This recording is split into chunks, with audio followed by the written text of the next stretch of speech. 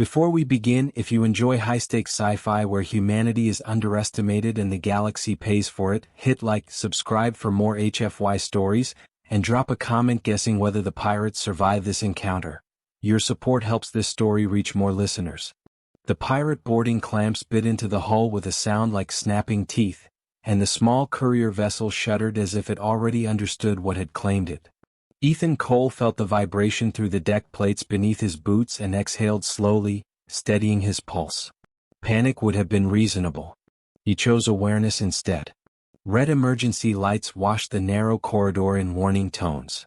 Around him, the rest of the diplomatic crew froze, hands raised as the outer hatch was torn open and armored figures poured through in a wave of claws, mandibles, and cold metal weapons. Galactic pirates came in countless varieties, but these were Vrakian, tall, reptilian, broad-shouldered, scales scarred by old victories. Professionals. One of them backhanded the ship's captain aside and scanned the crowd with slitted eyes before stopping on Ethan. The pirate commander stepped closer, nostrils flaring. "That one," he rasped in broken trade common. "The soft one. Take him alive." Ethan didn't resist when rough hands bound his wrists. He didn't plead either. He met the commander's gaze with an expression so calm it almost confused the alien. Captain Rax Fokier had broken war beasts, crushed resistance cells, and sold entire colonies into chains. He knew fear when he smelled it. The human smelled alert. That intrigued him far more than terror would have. They dragged Ethan through the docking collar and into the pirate cruiser's belly, a vessel that felt wrong the moment Ethan crossed the threshold. The air was too cold. Too still. Ships this size usually vibrated gently with engine harmonics and crew motion. This one felt like it was holding its breath. Rax paraded him down a central corridor, letting the crew see their prize. "A human," he announced, amusement curling into his voice. "The galaxy's loudest species, caught without teeth or claws." Laughter echoed sharply, then faded quicker than Ethan expected. As they passed an intersection, Ethan noticed dried scoring along the ceiling vents, deep enough to have gouged reinforced alloy. No bare-handed species could have done that. He memorized the detail and kept walking. They locked him into a containment cell built for far more dangerous prey. Energy bars hummed softly between field emitters. Rax dismissed the guards and leaned close, eyes level with Ethan's. "Your kind negotiates, begs, threatens with counsels and words," the pirate said. "You will speak soon." Ethan studied him for a long beat. "You should run a life signs sweep." Rax laughed and turned away. Hours passed. Or maybe minutes. Time warped in captivity. Ethan sat still, listening not to the screams, there hadn't been any, but to the ship itself. Somewhere deep in the hull, metal rang softly, like a distant bell struck once, then again irregularly. Crew comms crackled with short, tense exchanges. A patrol went silent near the cargo decks. Another near engineering. Rax returned, jaw tight this time. "Tell me what you planted," he demanded. "I didn't plant anything," Ethan replied truthfully. The lights flickered. For half a second, the containment field dropped and surged back online. Ethan felt a prickle crawl up his arms. He smiled before he could stop himself. Rax noticed. His tail lashed once against the deck. "Humans do not smile in fear." "No," Ethan agreed. "We smile in anticipation." An alarm began to howl, not the sharp bark of combat alerts, but the long, sustained warning used for hull breaches or internal catastrophes. The ship lurched slightly, correcting its course. Over the intercom, a gunner's voice rose, thin with strain. "Captain, something's moving in the vents." "It's not," the transmission cut out mid-sentence. Silence followed, thick and heavy. Rax's bravado drained in fractions. He barked orders, summoning guards, calling for scans that returned fragmented, impossible readings. Mass without form. Motion without pattern. Ethan closed his eyes briefly, listening. The sound was closer now. Not loud. Predators didn't need to be. Rax turned back slowly, the truth dawning too late. "What are you?" he asked. Ethan met his gaze again. This time there was something darker behind the calm. "The mistake you made," he said quietly, "was thinking I was your hostage." Somewhere above them metal tore like paper. The lights went out. When emergency glow returned, one of the guards was gone, restraints hanging open, decks scored by something that had passed through without hesitation or mercy. Ethan leaned back against the cell wall, breathing steady as the pirate crew began to understand that hunting humans was dangerous not because of what humans were, but because of what followed them. And whatever it was already hungry. The pirate ship changed after the lights went out. It did not feel damaged so much as violated, as if something had reached inside its hidden passages and rearranged the rules by which it functioned. When the emergency glow stabilized, the corridors looked the same, but the confidence had drained from every moving shape within them. Rack's Fokir restored partial command authority within minutes. His voice returned to the intercom, sharp and controlled, the tone that had killed mutinies before they began. Crews responded, though the replies came slower now, clipped and uncertain. Fear had not taken them completely, but it was no longer an abstract concept. In the containment block, Ethan remained exactly where he was, hands relaxed, eyes tracking motion beyond the energy field.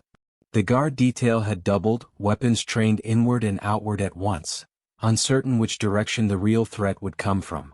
One of them adjusted his grip repeatedly, claws scraping metal with a faint, maddening rhythm. The ship lurched again, subtle but wrong. Artificial gravity dipped long enough for loose objects to lift and then slammed back into place. Somewhere nearby, something metal bent with a squeal that echoed through the decks. Rack stormed back into the cell chamber, his composure visibly strained despite his effort to keep it intact. Engineering reports vent breaches on decks 4 through 7, he said, more to himself than to Ethan. Hull integrity remains stable, which means whatever this is did not arrive from outside. Ethan's eyes flicked upward toward the vents lining the corridor ceiling. Then it's moving exactly where it should, he said. Rax rounded on him. You know what it is. I know what it isn't, Ethan replied. It isn't acting randomly. And it isn't afraid of you. A warning klaxon blared again, this time shorter, more urgent. One of the guards received a private comm and his scales paled as the color drained from them. Captain, he said, voice unsteady. Cargo deck 3, there's blood. A lot of it. No bodies. Rax went still. Blood without bodies meant removal, not slaughter. Feeding behavior. He had seen this before on worlds where the food chain had never been properly studied. Seal bulkheads, he ordered. Funnel it toward suppression zones. The ship responded, but not fast enough. Something slammed into a sealed door 2 corridors away. The impact didn't breach it. It dented it. Another strike followed, calculating, exploratory.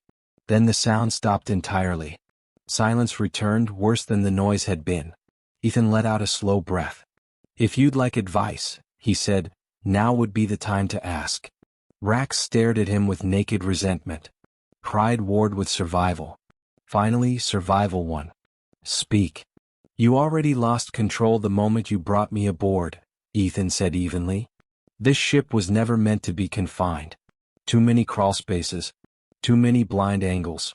Whatever is hunting you thrives in environments like this. And you knew this, Rax growled. I warned you, Ethan replied, nodding toward the vents. You laughed. A distant gunfire burst rattled the corridor. Screams followed, short and abruptly cut. The deck vibrated under rapid movement, something heavy crossing above them at speed that did not correspond to any known patrol route. The guards faltered. One broke and ran. He made it 6 steps. The ceiling panel above him peeled open soundlessly.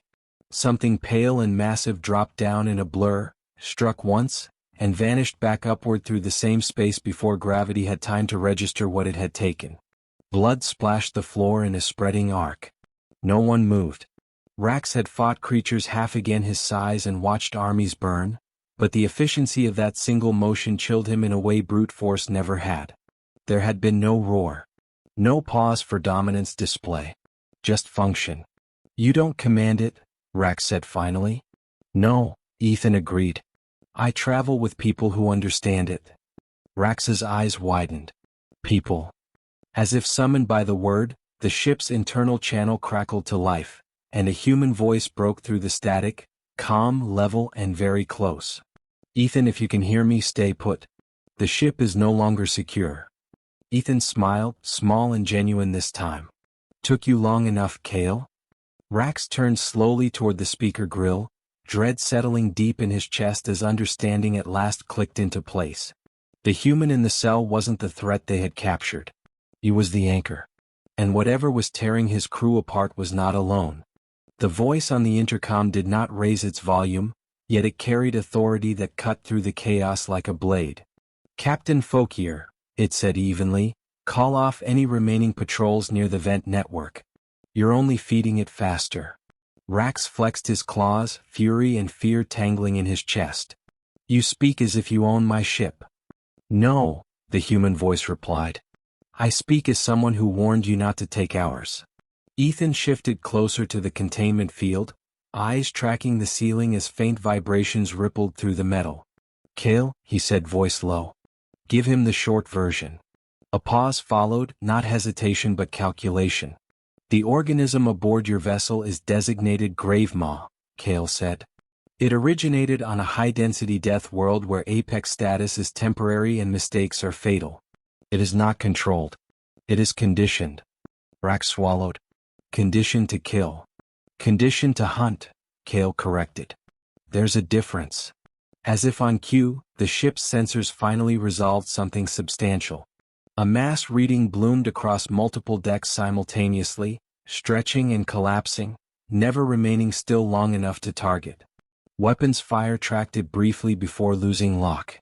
The guns went quiet soon after.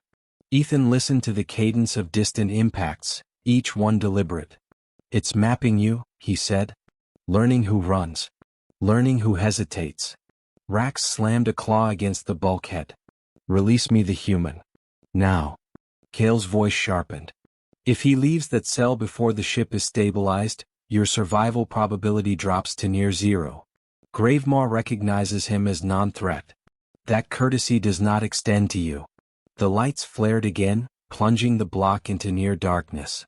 Something brushed through the vent above Ethan's cell, close enough that frost traced outward along the metal as if the heat had been leached from it. The air smelled of iron and ozone. For the first time Rax saw it, just a hint. A pale, plated curve sliding between shadows with impossible economy of motion. No eyes reflected the emergency glow. No sound followed its passage. Predators announced themselves. This one erased. It's avoiding the human, one of the remaining guards whispered. Yes, Kale said. Because it learned early what a human presence means. Rax turned slowly toward Ethan. You brought it as a weapon.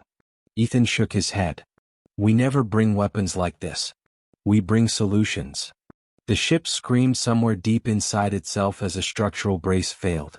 Gravemaw struck again, this time not killing, but pinning a pirate officer against a wall long enough for Rax to hear the fear in his voice before the transmission cut out abruptly. Message delivered. Chain of command broken. Kale's voice came through again, closer now, no longer mediated entirely by static. Ethan, I'm approaching your position. Keep your body language neutral. He did. Years of training surfaced effortlessly, muscles loose, posture open. The containment field hummed as if something brushed against it from the outside and then withdrew. Gravemaw's attention passed over him like a cold wind. Rax backed away step by step, every instinct screaming that movement equaled death. Call it off, he said, voice cracking. Call off your monster. It isn't a monster, Kale replied. It's an apex organism behaving as expected in hostile territory. And you let it roam free, Rax hissed. We let it decide, Ethan said. Right now, it's decided your ship is an acceptable hunting ground. A section of the deck peeled open near the far end of the corridor. This time Gravemaw did not vanish quickly.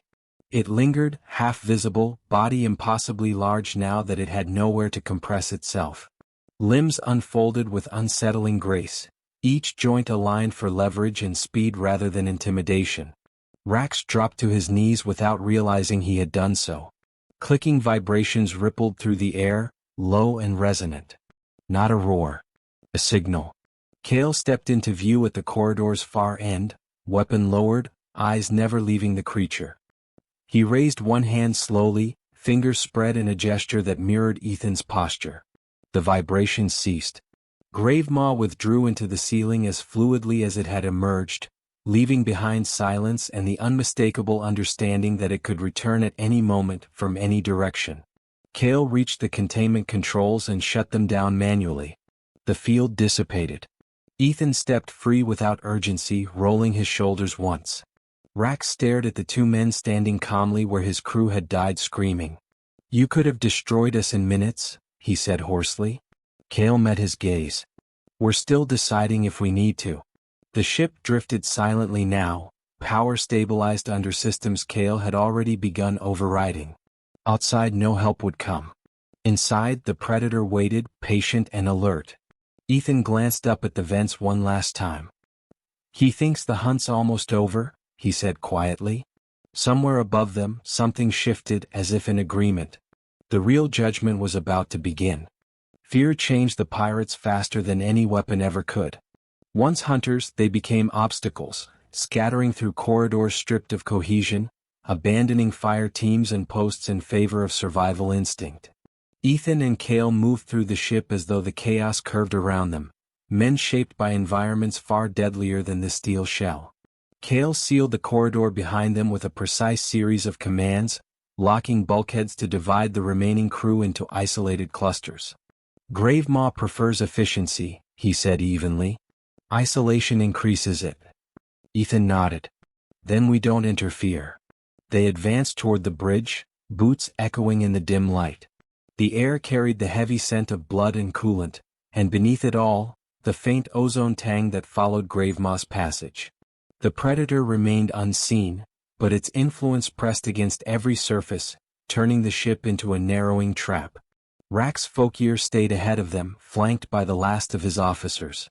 His scales were dulled now, cracked from hurried impacts and failed retreats.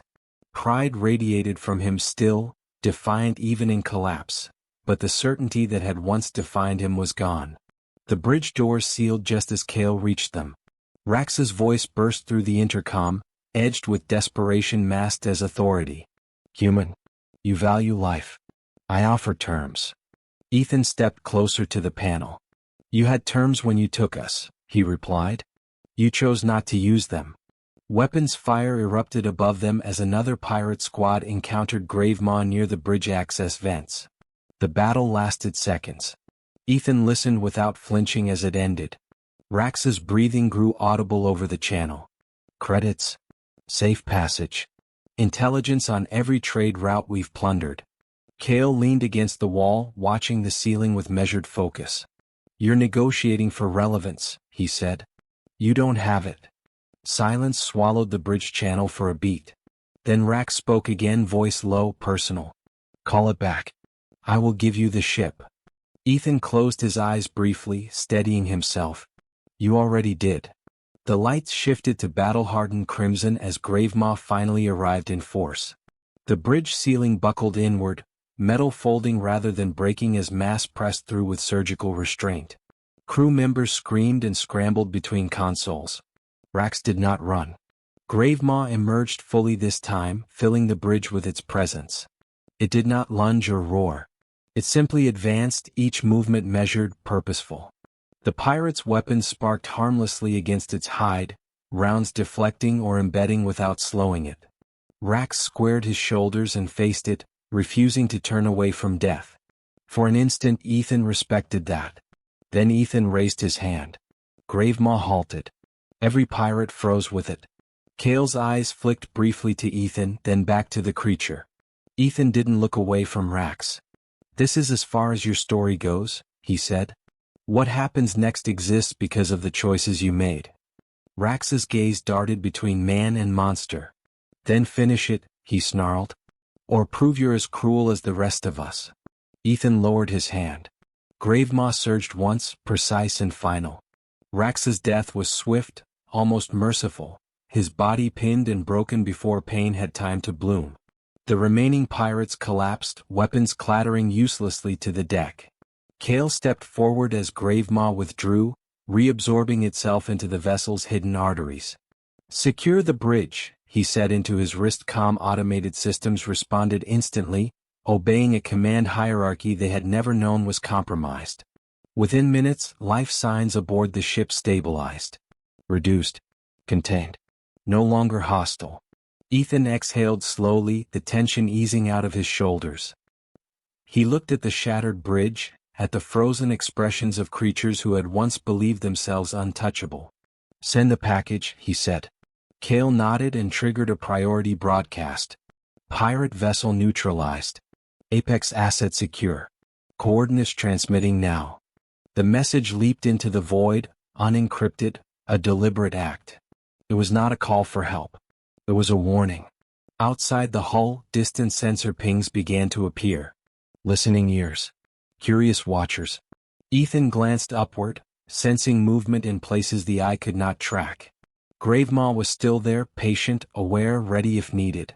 They had won the ship, but the galaxy was about to learn why it had been allowed to happen at all. And that story was only just beginning. The ship floated through space like a ghost, silent except for the hum of systems Kale had restored. Gravemaw remained in the vents, unseen but palpable, its presence threading through every panel, every corridor. Ethan walked alongside Kale on the bridge, surveying the aftermath with calm detachment, though his eyes betrayed the weight of what they had just survived. Outside, the void shimmered with distant stars and the faint traces of approaching patrols. The Galactic Council had intercepted the pirate vessel as it drifted off course, sensors detecting its unusual energy signature. What they would find aboard would reshape their understanding of human capability and danger. Kale leaned on the rail, voice low. "They'll call it a massacre. They'll say the humans destroyed a pirate ship with a monster. They won't understand the layers." Ethan's gaze swept the bridge, resting briefly on the scorched panels, the cracked consoles, the absence of the pirates who had believed themselves invincible. "They'll try to understand," he said quietly, "but the truth is, some things can't be contained in reports or charts." A council frigate materialized on sensors, elegant and precise, its automated communication system opening a secure channel. "This is Council Flagship Arinder," the message began, authoritative. "We have detected an unauthorized vessel with significant casualties. Identify yourselves." Kale tapped a few keys, routing the feed through a secondary comm loop. "Council, the threat is neutralized. One human asset, one Apex asset, control secured. No further action required." Static crackled. Then silence. Rax Fokir's screams had echoed across the corridors of this ship not long ago, and yet in this moment, the silence was more imposing. The Council could not know that the apex organism, Gravemaw, had obeyed not a single human command but had chosen to act in concert with them, aligned in instinct and purpose, yet untamed. Ethan crouched beside a console, watching the structural integrity readout stabilize. "The Predator isn't ours to weaponize," he said. "It never will be. It's a partner in survival, not a tool for conquest. That's the difference." Kale's gaze lingered on the overhead vents where Gravemaw had vanished. "Humans don't dominate," he said. "We understand. We adapt. That understanding, that patience, is what makes us apex in a galaxy full of hunters." Ethan smiled faintly. It wasn't a smile of amusement. It was the calm of someone who had survived because he had anticipated every variable, every failure, and every misjudgment of those who thought themselves predators. "They'll learn," he murmured. "They'll remember." The council calm crackled again. "Your credentials and explanation will be reviewed. One vessel of this magnitude and the losses incurred cannot go unexamined. Prepare for debriefing." Kale exhaled slowly. "They'll be careful around us after this. Careful in the same way prey becomes wary of a shadow in the dark." Ethan rose, stretching. "Let them watch the shadows," he said. "They'll never see what's moving inside them." For the first time he turned to look at Gravemaw's probable path through the venting network, imagining the apex predator tracing its silent patrols, waiting for a signal only humans could give, or perhaps for none at all. He thought of the ship, emptied of arrogance and chaos, and knew that this was not victory in the traditional sense. It was a demonstration of restraint, intelligence, and a humanity that survived against impossible odds. Cale placed a hand on his shoulder. "Ready for extraction?" Ethan nodded. "Let's go home." The ship's systems engaged fully, engines humming to life under Cale's precise commands. Gravemaw slipped quietly into the hidden channels of the ship, unseen but felt, its presence a constant reminder of the balance they had maintained. As the vessel moved toward rendezvous coordinates, Ethan allowed a rare moment of reflection. Humans were often underestimated. They were considered fragile, predictable, easily contained. Yet here they were, outsmarting pirates, orchestrating apex predators, surviving in environments that should have annihilated them. A sensor blip alerted Cale. He frowned briefly, noting its irregular signature. "Another fleet may be monitoring us," he said. "Curiosity. Intelligence. They don't yet know what they're looking for." Ethan's eyes narrowed. "Let them watch," he replied. "They'll learn nothing until it's too late." The Council frigate maintained distance, scanning but not engaging. Through the sensors, the trail of Gravemaw's silent passage remained undetectable to anything but the humans who had trained themselves to read the subtle signs, the vibrations, the disturbances that others dismissed. Ethan looked out the viewport at the starfield stretching infinitely ahead. "The galaxy thinks it measures predators by size or weaponry," he said softly. "It doesn't. It measures them by strategy, patience, and understanding. That's why we survive where others fail." Cale nodded, reading the ship's logs, tracking the minimal damage and the absence of bodies except where Gravemaw had acted. "This will be remembered. Not for what was destroyed but for what lived." The ship accelerated smoothly, leaving the Council frigate behind, a message transmitted but a mystery left intact. Gravemaw remained a shadow in its veins, invisible, present, and perfectly indifferent to the galaxy's perception. Ethan exhaled, settling back into a chair. "They'll tell stories of a human who survived a pirate crew and a monster. They'll embellish. They'll speculate. But they'll never understand the method." Cale's hand rested lightly on the console. "Some things," he said, voice steady, "can't be understood. Only respected." Ethan turned to him, eyes reflecting faint light from the control panels. "Exactly. And that respect, that caution, will be the difference between survival and extinction." In the distance, a rogue comet streaked past the vessel, silent and indifferent. So too the galaxy would continue, unaware of the human presence it had underestimated, unaware of the apex predator walking unseen among the stars, aligned with minds it could neither predict nor control. Ethan leaned back, watching the stars stretch into lines as they accelerated toward home. The lesson had been delivered without debate. The galaxy would remember even if it did not know why. And humanity would endure, quietly, strategically, apex among predators who thought themselves invincible. And somewhere in the vents, Gravemaw waited, patient, undefeated, loyal not to orders but to instinct shaped by understanding, and ready to act again if the galaxy ever threatened what had survived this day. The stars passed. The silence deepened. Humanity had won not by strength, not by terror, but by foresight, intellect, and the unshakable certainty that they were not prey. The galaxy would never forget, and Ethan smiled faintly, knowing that the hunt had only just begun.